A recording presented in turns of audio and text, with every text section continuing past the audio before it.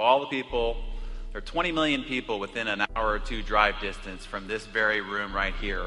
But of all the people who could have and probably should have showed up, only you, the self-selected, bold entrepreneurs of our time, chose to get out of bed, and some of you to get on a plane, pack a bag, go through the expense and energy to show up in this very room. I first want to start by commending you for being the leaders of tomorrow. Yes. It's said that success, 80% of it is just showing up. So while other people outside this room are wringing their hands, fretting about the economy, only worried about putting a rear end in their recliner today, you showed up to be here. And so my job is to get you the other 20% of the way so that you can get 100% to the ideas, strategies, and information you need to accomplish your dreams, goals, and ambitions within this business as well as within your life. And for the last 20 years, I have intensely studied the area of personal development and human achievement. And for the last 15 years, I've actually been in the business of personal development. So I've had the privilege of building products with and doing events for and producing television programs with some of the greatest thought leaders, writers, authors, and speakers of our time. And if you read Success Magazine, I get a chance to sit down one-on-one with some of today's greatest and most celebrated achievers.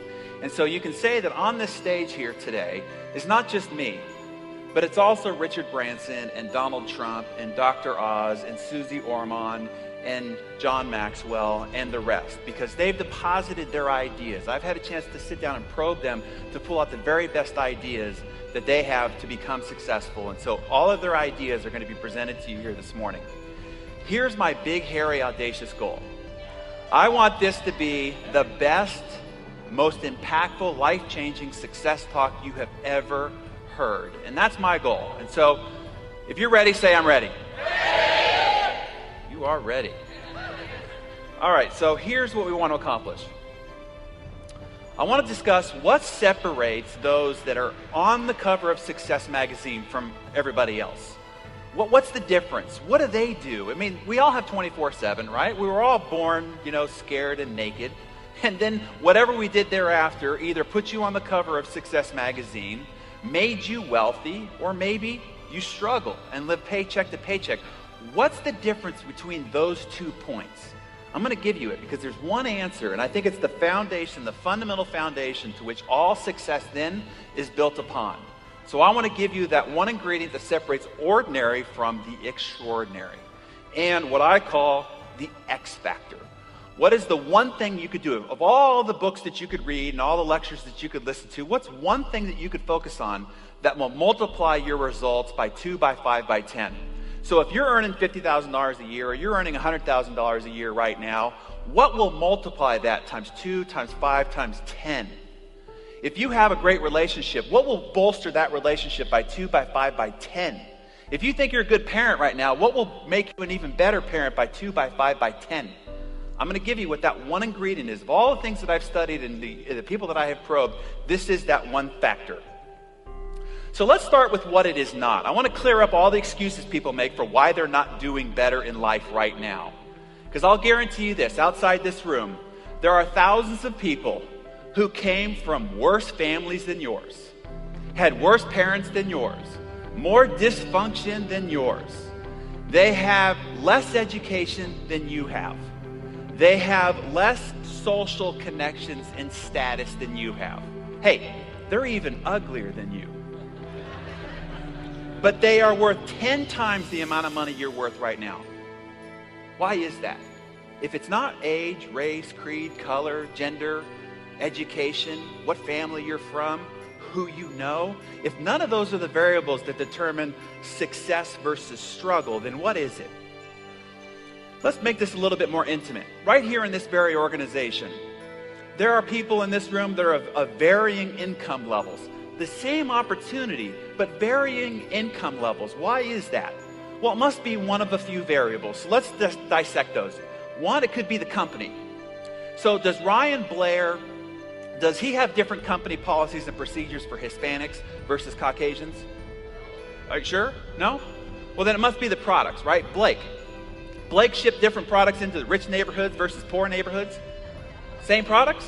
Well, then it can't be the products. Well, let's talk about the compensation plan. It's that Nick, right? Nick has a different commission plan for white people versus black people, right? Women versus men?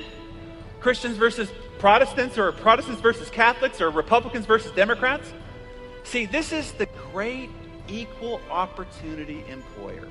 No matter who you are, where you've come from, where you're at today, your age, your race, your education level, everybody has exactly the same opportunity. So if none of those are the variables, what is? It's you.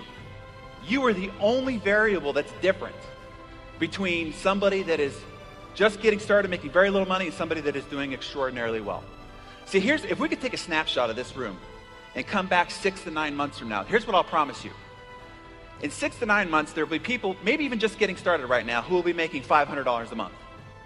6 to 9 months from now, this very room, there will be people who are making $5,000 a month.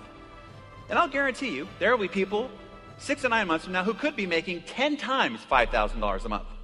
Same room, same opportunity, same time and place. What's the difference? The difference is you. What you apply to the company, to the products, to the opportunities. See, here's how it works. You are the center of your universe. The rest of the world does react and respond to you. See, no matter where you look, you're still in the middle. You are the causal source of everything in your life. Let me give you the one day that changed my life. The one life philosophy that changed my life. I was 18 years old. I was waiting for a table in a restaurant, and I met a guy, stranger to me. We got talking. He invited me to a seminar. I went to the seminar. There was something unique about the guy, so I was encouraged to go. And at the seminar, they were having a discussion about relationships. And the lecturer said, what is the shared percentage between the two people of making that relationship work? I was 18. I thought I knew it all. I blurted out 50-50. The look on the lecturer's face made it obvious to the group that that was not the right answer. Somebody else then said 51-49, because you got to be willing to do just a little bit more than the other person. The look proceeded. And then somebody said 80-20. And I don't remember exactly what their explanation was, but it involved some sort of an algorithm, right? So the lecturer just finally turned to the board and wrote 100-0. Until you're willing to take 100% responsibility for the betterment of that relationship, will that relationship work? Because if you're ever giving something with the expectation that you're going to get back, that relationship will always be open and vulnerable to being doomed. Taking 100% responsibility for your life in every aspect. This sounds simple, but it truly transformed my life. Because see, you have caused every outcome in your life. You are personally responsible for everything in your life. Either you have caused it by what you have done, or you have caused it by what you have not done, or if something happened to you, you are still 100% responsible for how you responded. See, it's not the economy. It's not who's president. It's not the tax code. It's not what party's in office. It's not what's going on within your industry. It's not the other person in your relationship. It's not your company. It's not your neighborhood. It's not your family. It's not your relationships. It's you. This concept changed my life. When you realize that you are 100% responsible at every moment, you're stuck in traffic, you're late, you are still responsible for how you respond, you will be liberated in life. See, here's how it ends up looking in your life. The outcomes in your life can only ever be as big as you. See, every aspect of your life is a mere reflection of you. You have caused it all. All of it is just a mere reflection. See, so your relationships mirror you. Your bank account mirrors you. Your health mirrors you. Whatever's going on the inside shows up on the outside. It's a direct cause and effect. It's said that if you look at any one area of somebody's life, you could pretty much tell about every other area, because they're all just mere reflections of what's going on the inside. Let me see if I can make this more tangible. A lot of people say, you know what my problem is? I have a money problem. And so I want to go out. It's about my money. I want to go out and try to make a lot of money. And you probably know people like I know, where they go out, they make a lot of money, they lose it all. They make a lot of money, they lose it all. They make a lot of money, they lose it all. Why is that? Because Jim Rohn said it best. He says, income seldom exceeds one's level of personal development.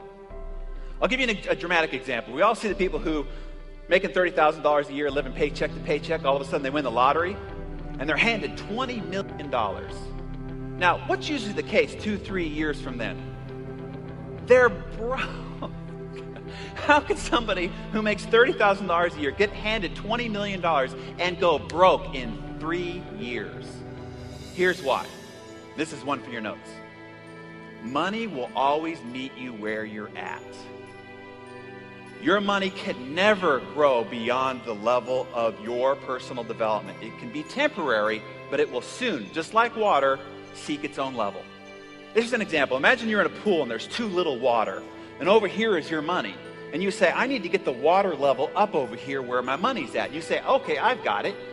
I'll just shove some water over there. And you put a little tidal wave that goes up in that direction. It goes up for a little while, but then what happens? It settles back down to the level of water.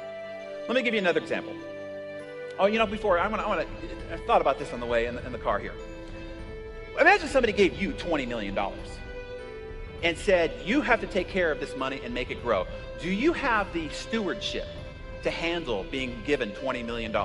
Do you have the attitudes, the behaviors, the disciplines, the habits to be able to handle $20 million? Now, here's the reality I want you to be faced with. I guarantee you, if you're not worth $20 million right now, you don't. Here's why.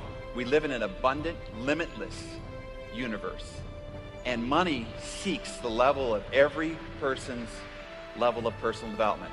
You've heard the adage, right, where you could take all the money in the world, take it away from all the rich people, and then evenly divide it amongst everybody. And within 10, 20, 30 years, what will happen? It'll all be back in the same pockets. Why? Because money has no judgment. It just goes to the attraction, to the level of person people are. So here's what's exciting for me. It's not about opportunity. It's not out there. It's not timing, circumstance, family. All I have to do to focus on making more money is work on me. I grow, everything in my life grows with me. Let me give you another example, and that is health. You're in the health business, right? You see this all the time. People, they go out and they say, I need to lose weight. They go out and they make it about their weight. The weight's the problem. They don't realize that it's an outcome. They think that it's the cause. And so they go out and they chase diet programs and all the rest of this. And, why is it that 99% of all people who go on a diet program end up gaining all the weight back? Because it was never about the weight. It's all about them. The weight, the health is a mirror. It becomes, I call it the ultimate personal development billboard. You are wearing your personal development on your body. It is a mere reflection of what's going on the inside. So don't worry about it, worry about you. If you improve, everything externally will improve for you. So here is, in 1994, I met my mentor, Jim Rohn, and I went to a seminar, and this was the second day that changed my life. And he said these words, and I suggest that you write these down. 2 years later, I was making a 7-figure income. 2 years after that, I was worth more than $1 million. And these were the words that changed my life. If you want to have more, you have to become more. For things to change, you have to change. For things to get better, you have to get better. And here's a couple of money shots. For things to improve, you have to improve. If you grow, everything grows for you. It's just like that pool. Instead of sending to try to send water over to these different directions, if you just put more water in the pool, the water level rises, everything around you rises with it. What is putting more water in the pool? Improving your personal development. You improve, everything improves with you. All right, now let's take it a little bit more specifically, right? Let's have some tangible effects into your business right here. I want to make this a very impactful program for you. So let's talk about the things that you are involved in you becoming more successful in this business: sales, recruiting, communication, leadership. So first of all, tell me, what products do you sell here at Visalis? What products? Wellness, health and wellness, weight management, performance. Okay. Let me give you the answer. Let me clear it up for you. You sell you. Because when you're talking about performance and health and wellness and weight management, they're not listening to you. They're looking at you. And they're thinking, do I want what this guy's got? Is this woman the person I want to become? Do I want to come off to my friends like this person's coming off to me? See, it's not the words you speak, it's the person behind the words. I love the line that says, who you are speaks so loud I can't hear a word you're saying. Emerson, thank you. So here's what happens a lot.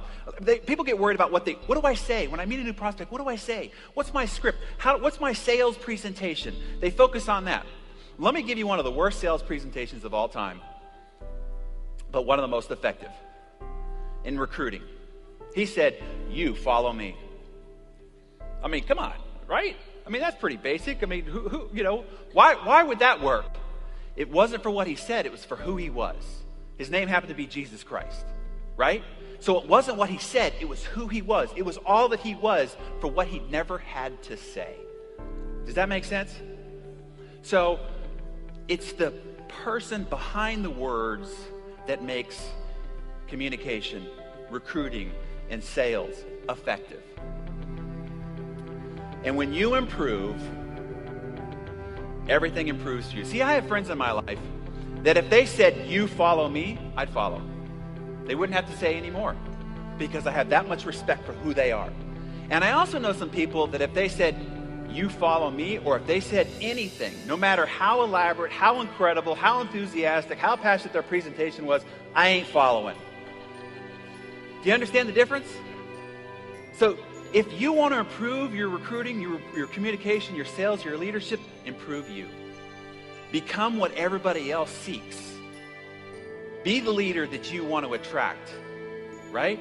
Be the person that you want to involve within your business. If you're that person first, everything will come to you.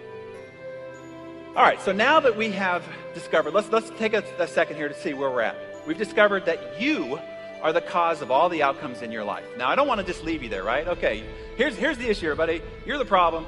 Have a great day, okay? I want to take this a level deeper and say, okay, well, how can we work on you? How can we improve this? So there's a few areas typically that you can focus on to try to improve you. And what I want to do is to have you tell me which areas you think are most effective to work on. So I want you to think of the most successful people, Richard Branson and the Donald Trumps and the Oprah Winfreys, the Ryan Blairs, right? The Nick and Blake, or whoever in your mind you think personifies significant success. And just give me one word that describes them. Communicator. Commitment. Hold on. Commitment. Determined. Tenacity.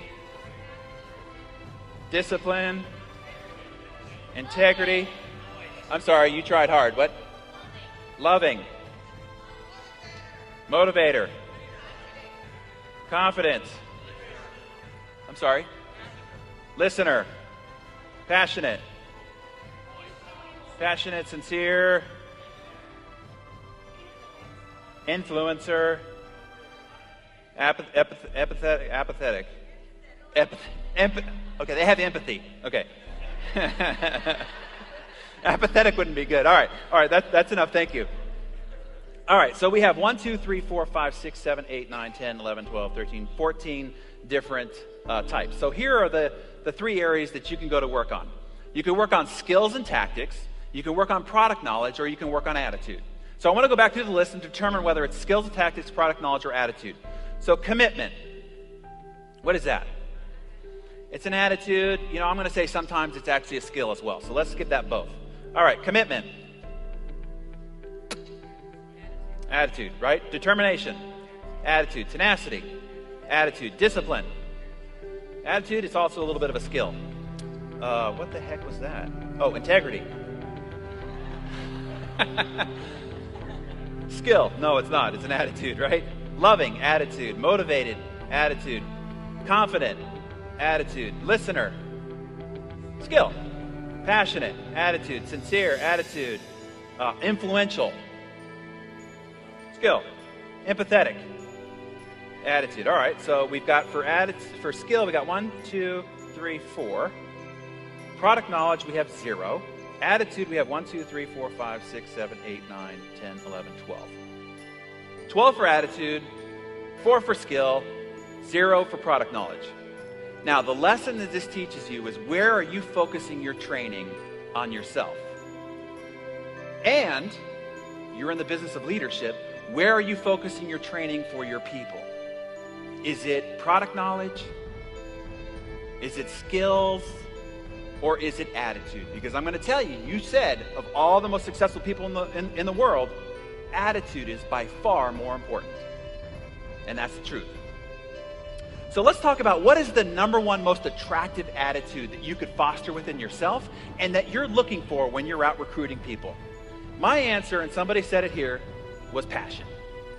Let me give you an example. It's a story back in the ancient Christian times. I mean, this is way back when, right? Where you couldn't just walk down the street and say, I'm a Christian, right? They cut off your head, throw you in jail.